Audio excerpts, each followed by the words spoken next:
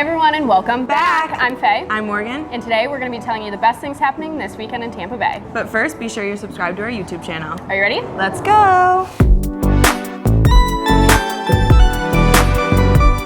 Football is finally back, and this Saturday at 7:30 p.m., your Tampa Bay Buccaneers will be taking on the Cincinnati Bengals. There are still tickets available, so make sure you get them as soon as possible.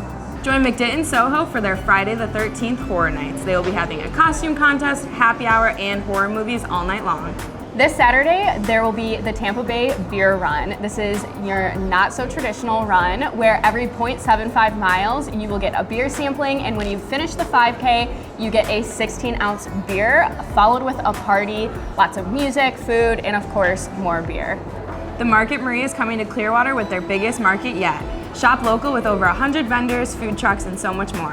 Head over to Sparkman Wharf for Joyful Notions 1-year anniversary. They're having a massive sale where you can shop for clothes, accessories, and everything else the store has to offer. That's all we have for you this week, Tampa Bay. Make sure you're following us on Facebook, Instagram, TikTok, Pinterest, Twitter, YouTube, and our city guides. Have a good weekend!